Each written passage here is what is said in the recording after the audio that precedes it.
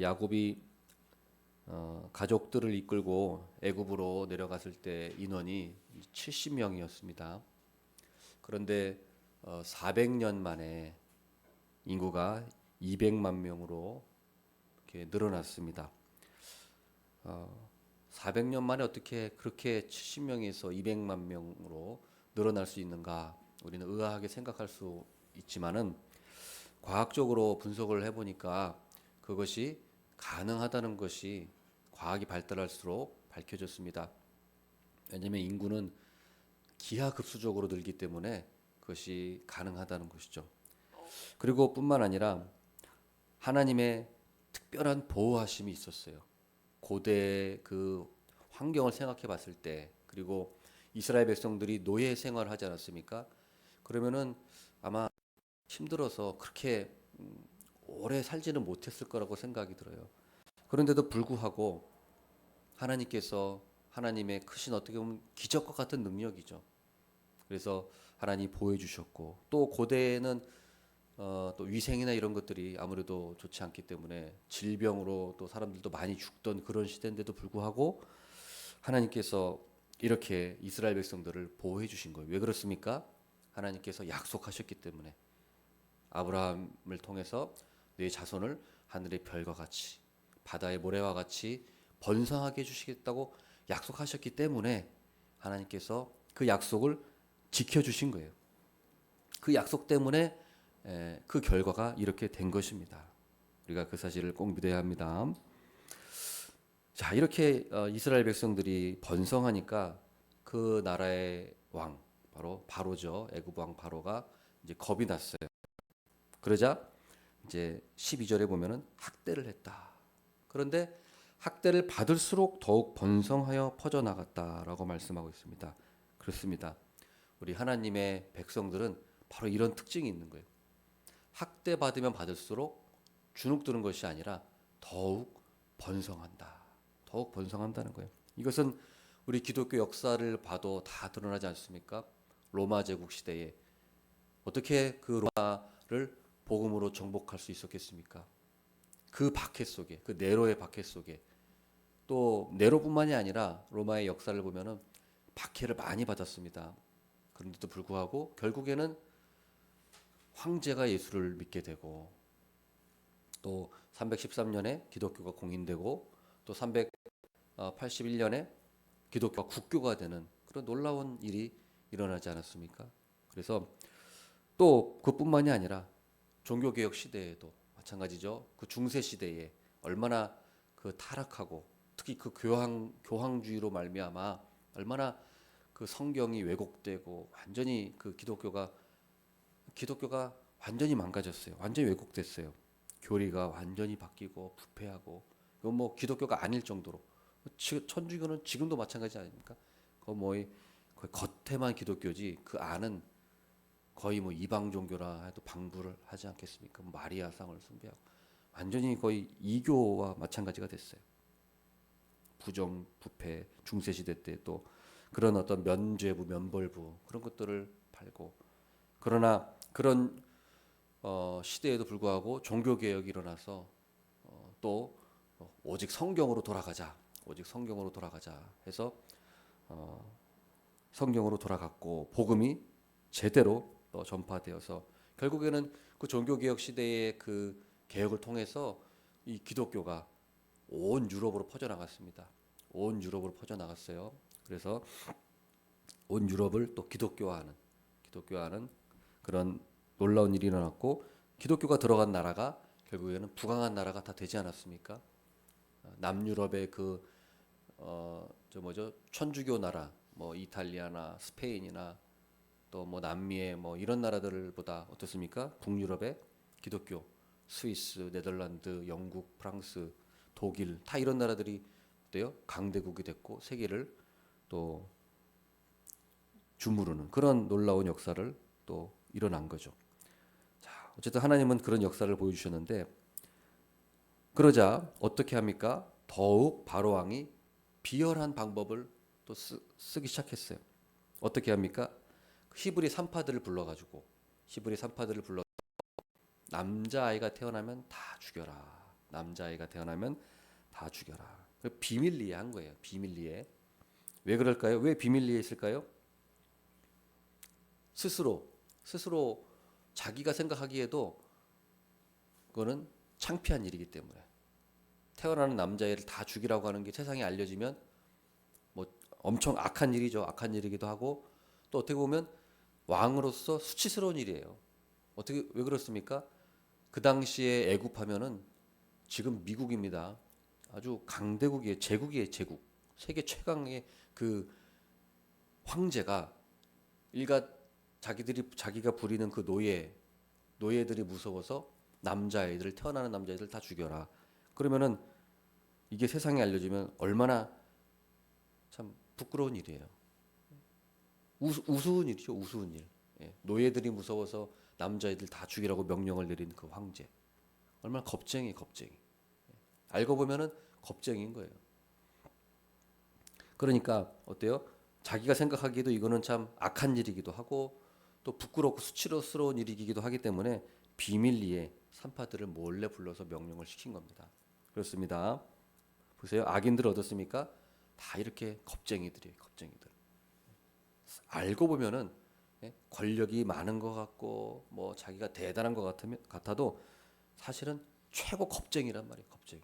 그러니까 비밀리에 하는 게 많아요. 보면은 겁쟁이들은 비밀리에 구린 게 많으니까 떳떳하지 못합니다. 양심에 거리끼는 게 많아요. 그러니까 당당하게 이 겉으로 하지 못하고 전부 다 이 비밀로 하는 거예요.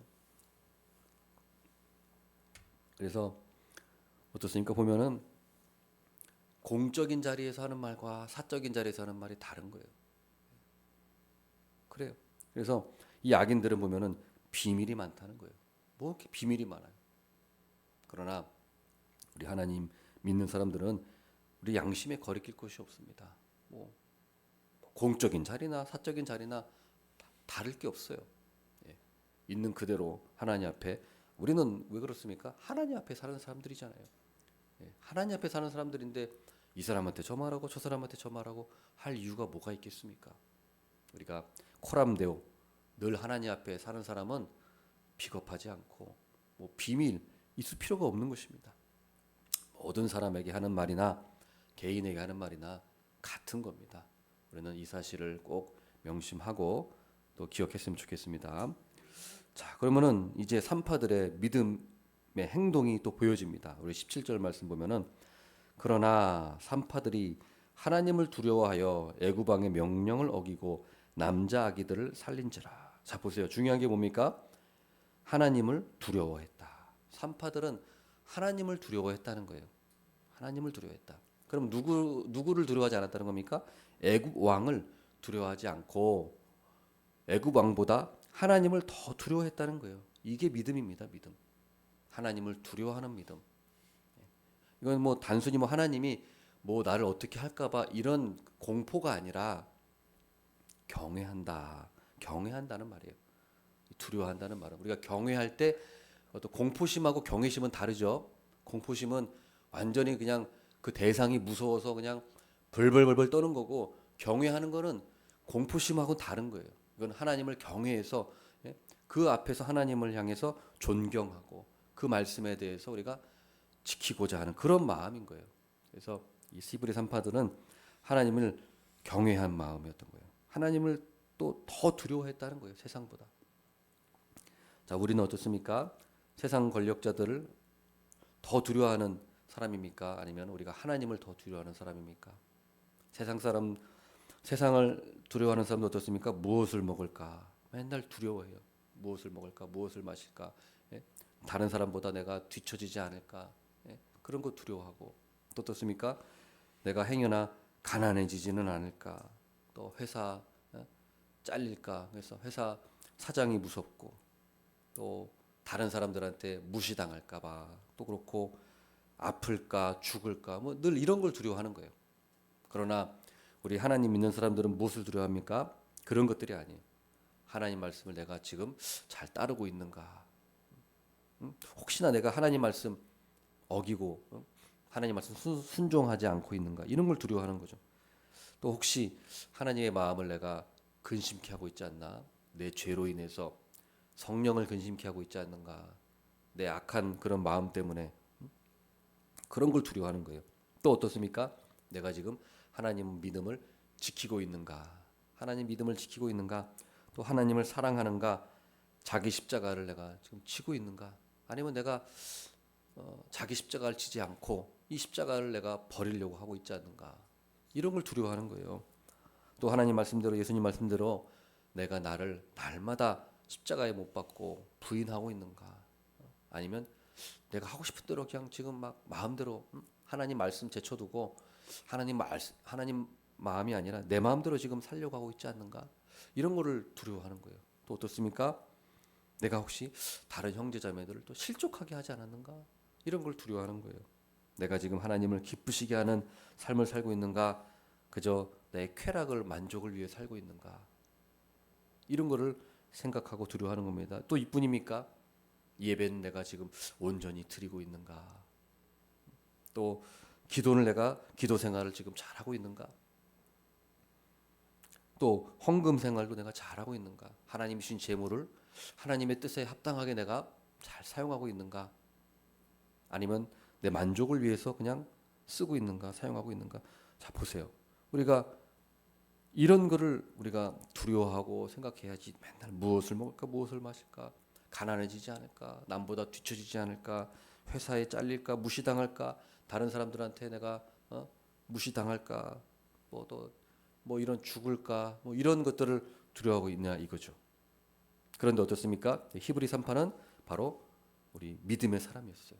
그래서 하나님을 두려워하고 바로 방금 얘기했던 것처럼 그런 것들을 더 생각했다는 거예요. 특별히 어땠습니까? 내가 하나님의 약속을 지금 이루고 있는 사람인가? 하나님의 약속을 혹시 방해하는 사람인가? 히브리 3파는 어때요? 만약에 히브리 3파가 애굽 왕의 명령을 바로 왕의 명령을 따랐으면 하나님의 약속을 저버리는 사람이 되는 거예요. 왜요? 하나님의 약속은 아브라함의 자손들을 번성케 하는 게 하나님의 약속인데 자기들이 애굽의 명령을 따라서 남자아이들 다 죽여버리면 어때요? 하나님의 약속을 대적하는 자가 되는 거잖아요. 그러니까 이거는 굉장히 그러니까 그냥 우리가 살면서 짓는 그런 죄가 아니라 이거는 그냥 단순한 살인죄가 아니라 하나님의 약속을 대적하는 자가 되는 거기 때문에 그렇게 생각하면 어때요? 굉장히 무서운 거죠. 굉장히 하나님을 대적하는 자가 돼버리는 거예요. 그냥 일반 짓는 죄가 아니라. 그렇기 때문에 이 히브리 3파는 어때요? 참으로 믿음이 있는 여인들이었어요. 믿음이 있는. 그리고 아브라함, 이삭, 야곱에게 한 약속을 분명히 이 히브리 3파는 알고 있었어요. 이 약속. 이스라엘을 통해서 하나님이 복을 주시겠다고 하는 약속. 그래서 그 약속이 있었기 때문에 그 약속에 대한 믿음이 가장 중요한 동기가 된 거예요. 히브리 3파들이. 그래서 우리가 이 약속을 분명히 믿어야 되는 것이 중요한 겁니다. 하나님의 약속. 하나님께서 아브라함에게 하신 약속이 우리에게 주신 약속이죠. 하나님께서 우리를 통해서 번성케 해주시겠다. 복을 주시겠다. 네? 그거예요. 그래서 어떻게 보면은 지금 우리 젊은이들이 결혼하지 않고 그냥 그런 것도 어떻게 보면은 현실에 물론 그런 큰 문제가 많아요. 예, 그건 사실입니다만은 우리가 또 분명히 하나님께서는 번성해라 또 약속해 주셨거든요. 명령도 하시고 그렇기 때문에 우리 젊은이들이 그에 대해서 너무 두려워하지 말고 하나님의 약속을 믿고 내가 하나님을 믿는다면은 하나님께서 나를 통해서 믿음의 자손들을 번성케 하실 것이라는 그 약속이 있어야 돼요. 그 약속이 어떻게 보면은 또 점점 약해지기 때문에 현실의 두려움이 더 커지기 때문에 결혼을 못하는 이유도 사실은 있습니다. 그래서 우리가 현실의 그런 두려움보다는 하나님의 약속에 대한 믿음을 우리가 더 가져야 한다는 것이죠.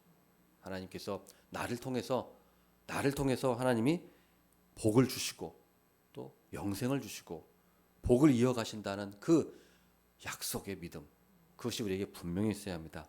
우리 하나님은 우리의 아버지가 되어 주시는 거예요. 아버지 하나님 우리 아버지 되신다.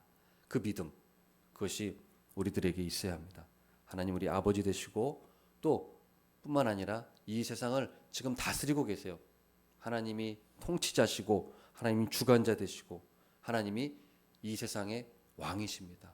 그래서 우리가 이 사실을 믿고 그 하나님이 나의 아버지 되시고 하나님이 나를 사랑하시고 보호해 주신다는 이 사실을 우리가 꼭 믿는 복된 우리가 되기를 바라겠습니다.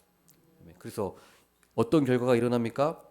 그 믿음을 갖고 살아갈 때 두 가지 결과가 일어납니다. 20절 말씀 보면은 하나님이 그 산파들에게 은혜를 베푸시니 그 백성은 번성하고 매우 강해지니라.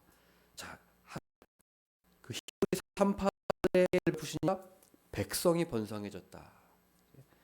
이스라엘의 복을 받는 거예요. 그 히브리 산파 두 명이죠. 시브라와 부아 두 명이에요. 두 명. 단 두 사람의 그 믿음을 통해서 이스라엘이 복을 받는 겁니다. 번성하는 겁니다. 그러니까 우리 여러분, 우리 한 사람 한 사람의 믿음이 얼마나 중요한 거예요?